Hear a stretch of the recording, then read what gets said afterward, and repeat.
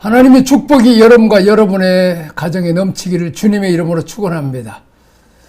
족보에 나타난 복음의 특징에 대해서 말씀을 드리고자 합니다. 첫째, 가문 족보에 따라서 장자들만 쓰지 않으셨다.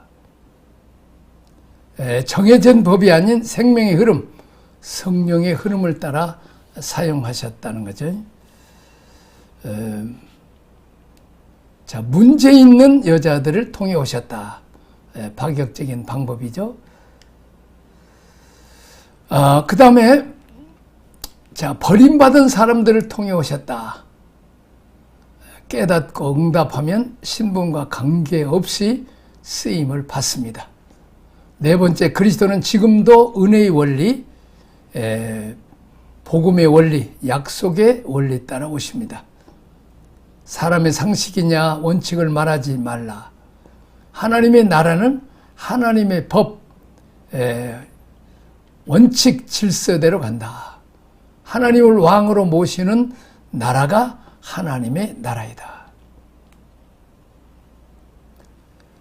두 번째, 이 18절에서 25절 마리아와 요셉의 섬김에 대해서 배우겠습니다.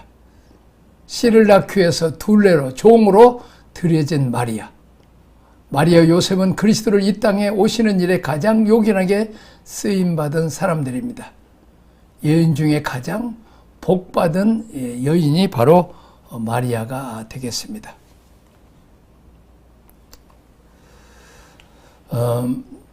자, 그 다음 누가복음 1장 41절 큰 소리로 불러 이르되 여자 중에 내가 복이 있으며 내 태중의 아이도 복이 있다고 말씀하고 있습니다.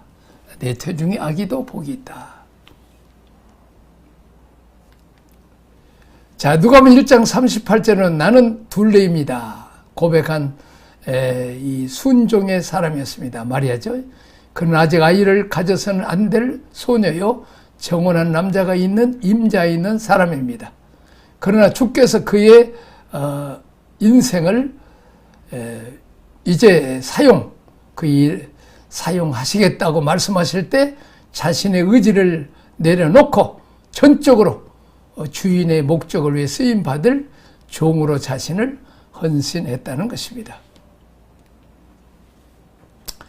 자, 그 다음에 마리아가 되자 예수님의 씨, 종자를 품어야 합니다. 씨를 위해 나의 태를, 나의 인생을 드려야 합니다. 씨를 키워야 합니다. 그 생명이 내 속에서 주권을 행사하고 왕이 되셔야 합니다. 나를 통해 그분이 드러나고 간증되고 전파되어야 합니다. 사람들의 빈 가슴에 그리스도를 낳아 드려야 합니다.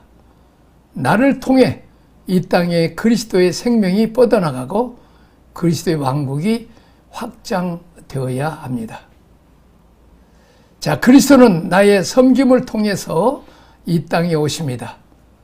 주께서 나를 쓰시겠다 할 때 나도 주님이 쓰시는 여종, 둘레, 씨바지 여인으로 나를 드릴 수 있어야 합니다. 누가복음 1장 38절 마리아가 이르되 주의 여종, 둘레 여인이 말씀대로 내게 이루어지이다 하매 천사가 떠나가지라. 오직 구속을 위해서, 그리스도를 위해서 잉태하고 낳고 섬기기 위해서 나는 이 땅에 살아있다. 성령이 내게 오시면 나도 권능을 가지고 그리스도의 생명을 낳고 증거하고 전파하기 위하여 땅끝까지 가야 한다. 성령이 오시면 어떻게 된다고요? 땅끝까지 가야 합니다. 자, 돕는 자로서의 요셉의 섬김입니다. 요셉이 되자. 요셉은 마리아를 보호하며 어린 예수님을 낳는 일에 자신의 도덕적 기준을 내려놓았습니다. 그는 아이를 낳을 때까지 동침하지 않고 주님의 뜻을 이루어 드렸습니다. 그리스도를 섬기기 위해서 우리는 제한하고 절제하고 포기해야 합니다. 그러나 이것은 참으로 영광스러운 희생입니다. 드림이 됩니다. 그리스도를 섬기는 일은 특권입니다. 나는 그를 위해 무엇을 희생하고 손해받는가? 우리는 주님을 위해서 마리아와 요셉처럼 희생하고 손해를 봐야 하는 것입니다. 자, 그리스도를 양육하는 일에 생애를, 직업을, 자신의 삶의 모든 자원을 드렸습니다. 그 재산과 목공, 기술, 남은 생애 전체가 모두 그리스도를 섬김을 위해서 요셉은 드렸습니다. 하나님의 지시에 복종하고 헌신했습니다. 그는 마리아를 데리고 호적하기 위해서 베들레헴에 가서 성경의 예언들을 이루었습니다. 천사는 그에게 애굽으로 피난하라 지시했고 다시 나세로 돌아가라고 오도록 현몽했습니다. 자, 우리에게는 성령의 감동, 꾼, 영감 들은 모두 그리스도를 모시고 섬기고 보호하고 드러내기 위함입니다. 오늘 또 마리아와 요셉을 찾으시는 주님이십니다. 마리아와 요셉의 말씀에 대한 철저한 복종과 헌신을 통해서 주님의 이 땅에 오셨습니다. 주님은 이 땅에 오시기 위해서 요셉 부부의 헌신이 필요했습니다. 주님은 내게도 말씀에 대한 복종과 헌신을 요구하십니다. 나의 헌신과 희생으로 그리스도가 사람들에게 전달될 수 있다면 내가 그물을 모시는 둘레가 되어야 되고, 그분이 이 땅에 전파될 수 있다면 나는 이 땅에서 가장 복이 있는 사람이 될 수 있습니다. 주의 사자의 분부대로 순종한 사람들, 현명하여 가르치신 대로 신뢰하고 행동했다.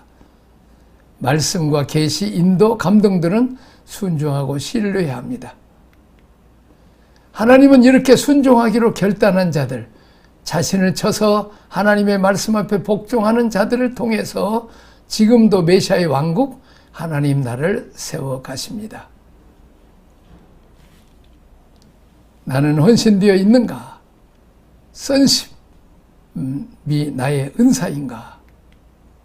긴십이 나의 은사인가? 어떤 분야로 오셨어요?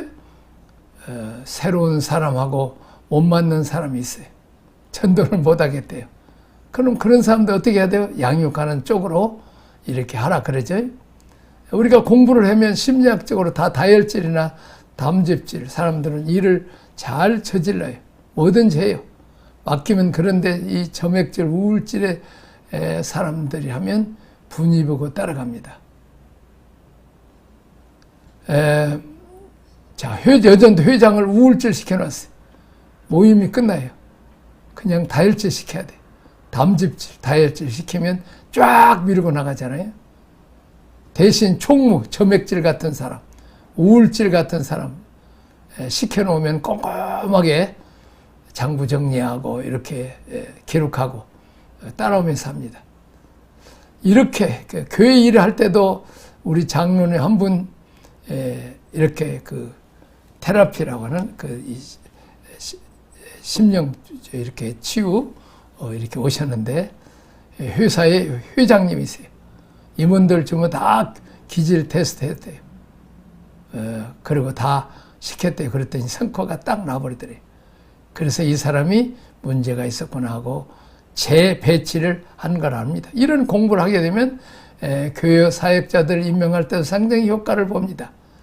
마리아의 은사가 있는 사람인지 요셉 은사가 있는 사람인지를 잘 분별해서 맞게 사역을 하도록 이렇게 해줘야 합니다. 그래서 마리아에게 반드시 누가 있어야 돼요? 요셉이 있어야 됩니다. 혼자 하지 않고 꼭 예수님도 보면 몇 사람씩 보냈어요. 둘씩 보냈어요. 한 사람이 부족하면 부분을 다른 한 사람이 보완하도록, 그런 것들을 굉장히 심리학적입니다.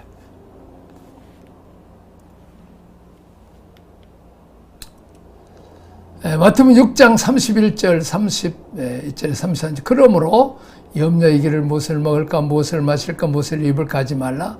이는 다 이방인들이 구하는 것이라. 너희 이방인들이 구하는 것이라. 너희 하늘 아버지께서 이 모든 것이 너에게 있어야 될 줄을 아시느니라. 너희는 먼저 그의 나라와 그의 의를 구하라. 그러면 이 모든 것을 너에게 더하시리라. 주의 백성들, 주의 종들은 뭐에 헌신해서는 안 돼요? 의식주의 헌신해서는 안 됩니다. 뭐에 헌신돼요? 주의 나라와 주의 의를 위해서 헌신해야 됩니다. 그러나 오늘 많은 사람들이 가정에 헌신하고 의식주에 헌신합니다. 그러니까 예수님을 뒤로 제키고 그것들을 앞세우니까 자꾸 문제가 생깁니다. 그의 나라와 그의 의를 먼저 찾으면 나머지는 주님이 책임져 줍니다. 현대 문화, 현대 철학에서는 이해가 안 되는 거죠. 이게 꼭 지금 영적 질서입니다.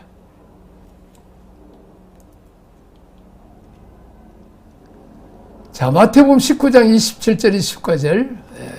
이에 베드로가 대답하여 이르되 우리가 모든 것을 버리고 주를 따라 싸운데 우리가 무엇을 얻으리까? 예수께서 이르시되 내가 진실로 너희에게 이르노니 세상이 새롭게 되어 인자가 자기 영광의 보좌에 앉을 때에 나를 따르는 너희도 12 보좌에 앉아 이스라엘 12지파를 심판하리라. 이 통치권, 왕권에 도달하는 사람들 특징이 뭐냐?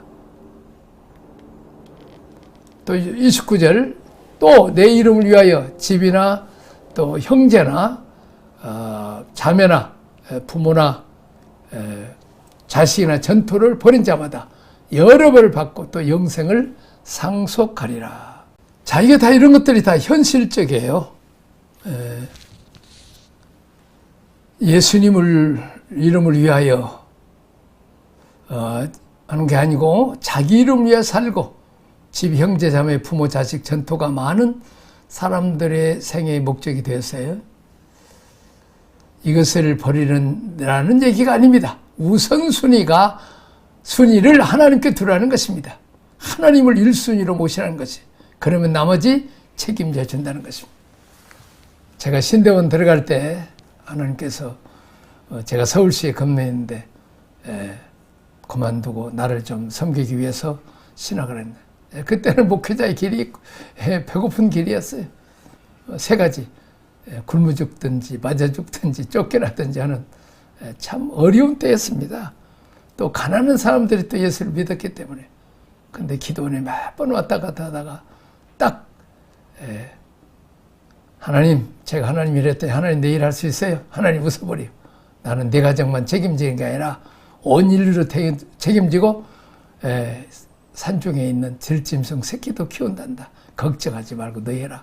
그래서 신대원 딱 서편을 갔더니 은퇴한 아버지가 다시 재취직되고 형이 시골에서 또 이제 직장 생활에다 올라와서 서울에 돈 잘 벌고 여동생이 국회, 남동생이 농협 중앙에 취직되고 이렇게 해서 참 이 하나님이 책임지시 그때 이후로 또 그 개척하고 어려울 때 나는 뭐 돈도 없고 백도 없잖아요. 나는 내가 예수 믿어서 부모를 전도했으니까 그때 하나님이 사모를 만나서 독일에 가니까 뭐 독일께 빌려서 하고 간호사들, 강부들, 뭐 유학생들의 헌금도 많이 하고 그래서 거기서 공산권 선교도 하고 또 아프리카 선교사 파송도 하고 참 그렇게 한 10년을 또 영국에서 공부도 하게 하시고 10년을 그렇게 참 어려움 없이 또 잘 사는 나라에 살게. 근데 늘 우리는 마이너스 성장했어요. 다 돈 딱딱 긁어갖고 그냥 전도하는 일에 하고 또 선교하는 일에 도와서. 그리고 이제 한국에 와서 근데 한국이 좀 잘 살면서 목회자 생활이 넉넉해지면서 지금까지 하나님이 하나님을 1순위 두니까 하나님이 책임지시고 도와주셨어. 이렇게 늙은 나이로도 하나님 건강 주시고 또 물질 주시고 또 재능 주셔서 이렇게 쓰임받게 하십니다. 하나님 살아계십니다. 만왕의 왕이십니다. 만주의 주십니다. 아버지보다 더 위대합니다. 아버지는 늙으셔서 벌써 이제 100세 넘었으니까 천국 갔어요. 하나님 아버지는 영원토록 우리를 책임지십니다. 그 하나님을 믿고 따라갈 수 있기를 바랍니다. 이방인들이나 먹을 거 걱정한다는 거죠. 하나님이 진짜 아버지라고 믿어지면 하나님이 다 책임져 주신다는 거예요. 자, 하나님의 아들들, 그 나라를 상속할 자들은 집, 재산, 가족이 1순위가 되어서는 안 됩니다. 12 보좌에 앉아 12지파를 심판할 자들은 삶의 최고 우선순위를 그 나라에 둔 자들입니다. 공산주의에 헌신한 자들이 많이 있습니다. 프리메슨, 일루미나티, 사탄 숭배에 대해 헌신한 자들이 많이 있습니다. 이제 그 프리메이슨한지 이런 이제 그런 책들에 참 많이 이제 어떤 우상 숭배에 또 그 사람들한테 그냥 재산 다 바치고 그런 사람이 많죠. 교회는 교인들이 헌신 안 하고 이렇게 번질 거는데 적신에서 헌신한 자들이 무지무지 많아요. 이 악한 자들을 위해서, 이단을 위해서는 재산 다 헌납하는 거예요.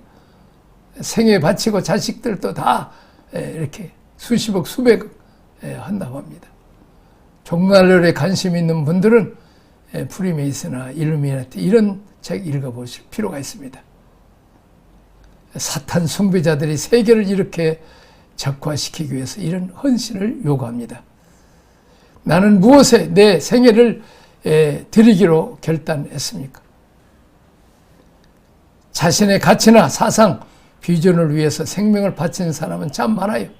영원한 가치, 복음, 하나님 나라를 위해서 헌신한 사람들은 날이 갈수록 줄어들어요. 너무나 유감스러운 일이죠.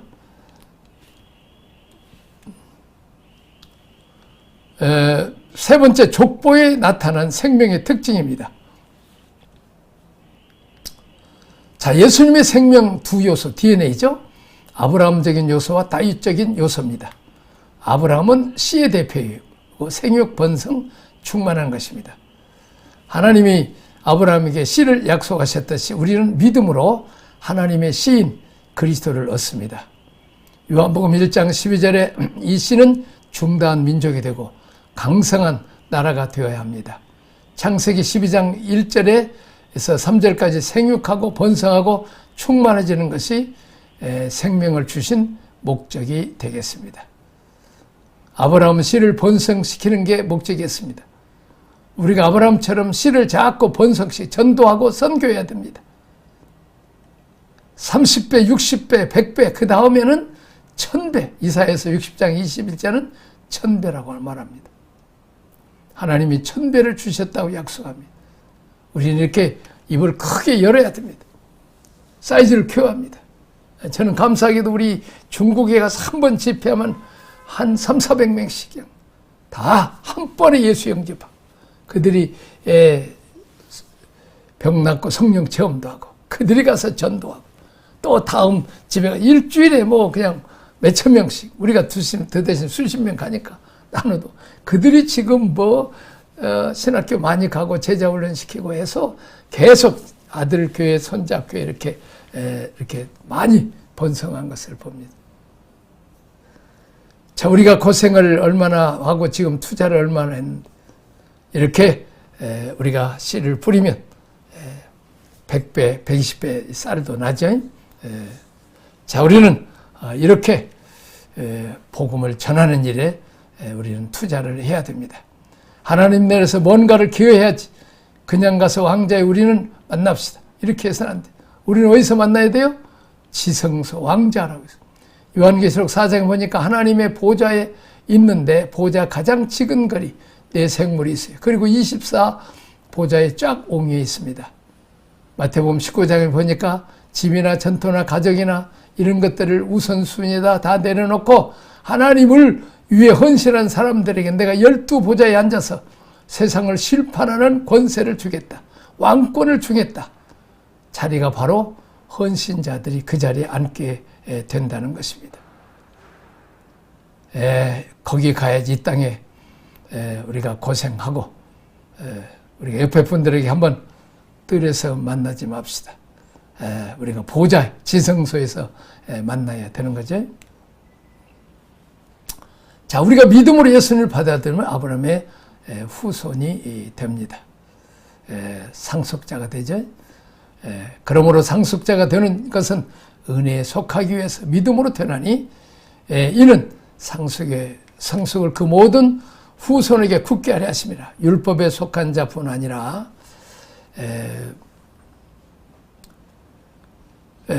아브라함의 믿음에 속한 자에게도 그러하니 아브라함은 우리 모든 사람의 조상이다. 자, 아브라함은 유대인의 조상이요, 아랍인 조상이요, 모든 믿는 사람들의 믿음이 조상이 되겠습니다. 기름품 때가 너를 많은 민족의 조상으로 세웠다 하신 것 같으니 그가 믿는 바 하나님은 죽은 자를 살리시 없는 것을 있는 것 같이 부르시느니라.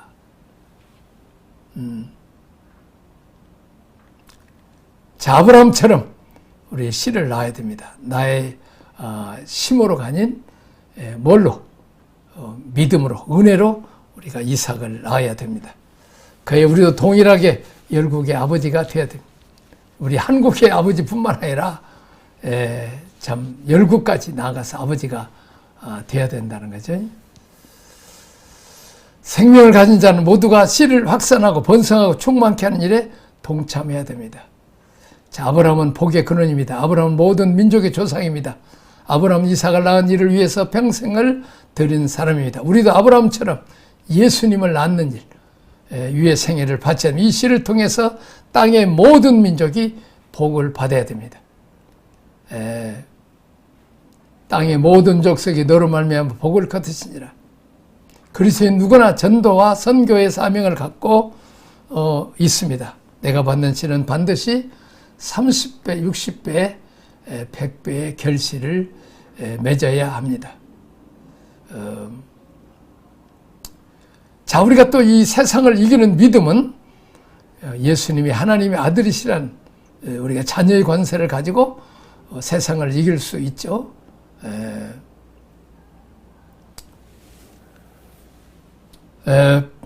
또 우리는 다윗처럼 이 땅을 확보하고 정복해 나가야 됩니다. 하나님 나라의 통치 권세를 우리에게 보여드리고 있습니다. 자, 다윗은 하나님 나라의 통치를 보여준 대표적인 왕이십니다. 자, 아브라함은 씨의 대표이고 두 번째 나오는 다윗은 바로 왕의 족보가 되겠습니다. 이 세상 나라를 하나님 나라를 받고 하나님의 통치를 실현하고 빼앗긴 백성들에게 하나님의 위로와 하늘의 삶을 살아갈 수 있도록 돕기 위해서 다스리는 왕으로 오셨습니다.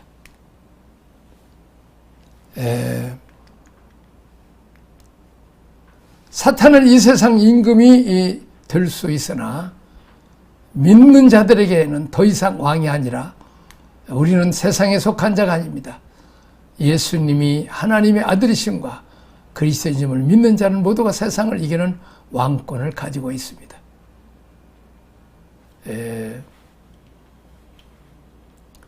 우리도 다윗처럼 이 땅을 확보하고 정복해 나갑니다. 하나님의 통치의 권세를 보여드려야 합니다. 자, 족보에 나타난 세대의 특징입니다. 아브라함은 씨의 대표이고 다윗 왕가의 기원과 영광, 성전과 성을 세웠습니다. 두 번째, 다윗부터 족보는 포로 때까지 14대죠. 다윗 왕과의 쇠퇴기, 우상 숭배, 성전과 성을 빼앗기는 그리고 회파됩니다. 자, 그 다음에 세 번째, 포로기부터 예수님 탄생까지 14대는 다윗 왕과의 재흥, 다시 흥하죠. 성전과 성을 재건합니다. 아브라함은 씨의 출발이요, 다윗은 성전과 나라의 성취입니다. 족보 안에는 출발과 성취, 몰락과 회복의 사건들이 있음을 보여줍니다. 선십과 킨십, 네 대에 와서 몰락하지 않도록 결단하자. 아브라함과 다윗처럼 구속사의 기둥이 됩시다.